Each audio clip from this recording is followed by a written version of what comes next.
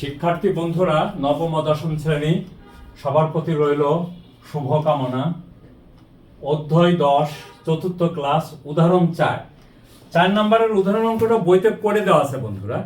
আমি জাস্ট তোমাদের সাথে শেয়ার করছি যে তোমাদের অনেকেই আমাকে বলে যে স্যার এই জায়গাটা কিভাবে হলো, আমি সেটাই তোমাদের সাথে একটু শেয়ার করছি। ঝড়ে একটি গাছ হেলে পড়লো। মনে করো এই হলো একটা গাছ, এই হলো একটা গাছ, এই দেখো গাছ, ঝড় হলো, ঝড় হওয়ার পরে এই দেখো এটা হেলে পড়লো, দেখেছো, এই দেখো এটা হেলে পড়লো। তারপরে দেখো বলছে গাছের গোড়া থেকে 7 মিটার উচ্চতায়, অর্থাৎ এই দেখো এখান থেকে এইটুকু হলো 7 মিটার উচ্চতায়, এই দেখো একটি খুঁটি, এই দেখো একটি খুঁটি ঠেস দিল। এই যে এইটা হলো খুঁটি, আমার হাতের যে কলমটা এটা হলো খুঁটি, ঠেস দিয়ে গাছটিকে সোজা করলো। মাটি হতে খুঁটির স্পর্শবিন্দুর অবনতিকোণ, অবনতিকোণ মানে বন্ধুরা দেখো এই যে বিন্দুতে ছেদ করলে এখানে একটা ভূমির সমান্তরাল একটা রেখা আঁকবো, অর্থাৎ আমরা এরকম ভাবে আঁকবো। দেখো বন্ধুরা, এই হলো গাছ, এখান থেকে এইটুকু হলো 7 মিটার, 7 মিটার। এখানে দেখো, এখানে এই দেখো খুঁটি, এই দেখো খুঁটিটা, খুঁটিটা কোন পর্যন্ত আসলো দেখো, এখানে খুঁটিটা মনে করো এই দেখো খুঁটি, তাহলে এখান থেকে এই পর্যন্ত হলো খুঁটি, এই দেখো এটা হলো খুঁটি।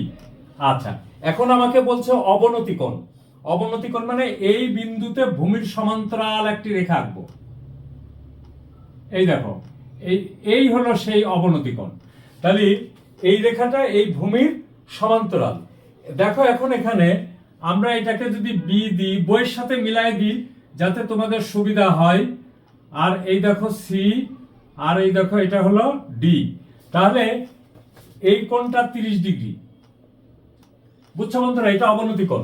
দেখো ডিবি সমান্তরাল সিএ বিধায় এসিবি কোণ ইজ ইকুয়াল টু কত, 30 ডিগ্রি। আমার এখানে কি বের করতে বলছে সেদিকে খেয়াল করো। মাটিতে খুঁটির স্পর্শবিন্দুর অবনতি কোণ 30 ডিগ্রি হলে খুঁটির দৈর্ঘ্য নির্ণয় করো, অর্থাৎ খুঁটি কোণটা বিসি হলো খুঁটি, তাহলে খুঁটির দৈর্ঘ্য বিসি নির্ণয় করতে হবে। ঠিক আছে বন্ধুরা?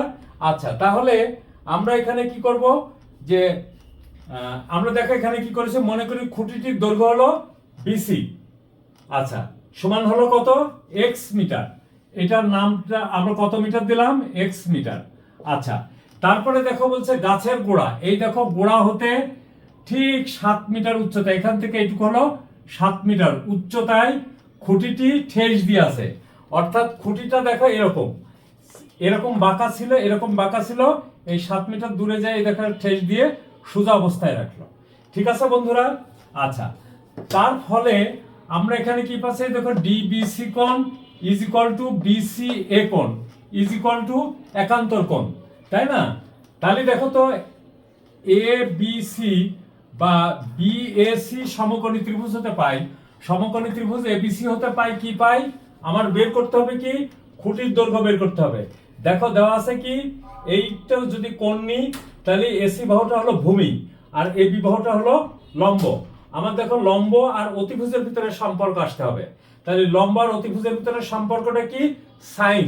তাহলে এবিসি ত্রিভুজ হতে পাই সাইন, দেখো সাইন এসিবি কোণ ইজ ইকুয়াল টু লম্ব ভাগ অতিভুজ, লম্ব হলো কত, এবি ভাগ অতিভুজ কত, বিসি। ঠিক আছে বন্ধুরা? তাহলে আমি বোঝানোর জন্য জাস্ট এই কথাটা লিখে নাই, আর সমস্তটুকু কিন্তু বইয়ের ভিতরে করে দেওয়া আছে। থ্যাংক ইউ বন্ধুরা। বা সাইন কত আসছে দেখো তো, এসিবি কোণের মান কত, sine 30 degree is equal to AB, AB সমান হলো 7, আর বিসি সমান কত আমরা জানি না, বিসি এর মানটা আমাদের বের করতে হবে। তাহলে দেখো সাইন 30 ডিগ্রির মান কত, হাফ ইজ ইকুয়াল টু 7 ভাগ হলো বিসি। অতএব বা দেখো বিসি সমান কত লেখা যায়, 7 দুগুণী 14। অতএব খুঁটিটির দৈর্ঘ্য হলো কত, অতএব খুঁটিটির দৈর্ঘ্য সমান 14 মিটার। ঠিক আছে বন্ধুরা, দেখো অঙ্কটা কিন্তু জটিল না, এই জায়গাটা বুঝতে পারলে আমাদের সব মামলা শেষ। আচ্ছা, তারপরে দেখো বন্ধুরা আরেকটা অঙ্ক বলছে ভূতলস্থ কোনো স্থানে একটি দালানের ছাদের উন্নতি কোণ 60 ডিগ্রি। আচ্ছা, যদি আমরা এটা মুছে ফেলি তাহলে কি হয় সেটা। আচ্ছা ঠিক আছে বন্ধুরা, আমরা পরের অঙ্কটা নয় পরের দিনে করব, আজকে এ পর্যন্তই থাক। আমি উদাহরণের 5, 6 দুটোই তোমাদেরকে বুঝাবো, আগে তোমরা ধাপে ধাপে বুঝতে থাকো।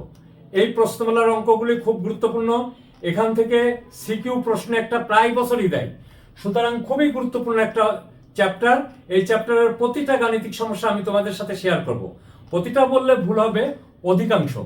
সবাই ভালো থাকো বন্ধুরা, সুস্থ থাকো, কমেন্ট করো, নিজেরা বোঝার চেষ্টা করো, এবং সর্বোপরি কথা হলো অনুশীলন করবা। সবাই ভালো থাকো ও সুস্থ থাকো। থ্যাংক ইউ বন্ধুরা।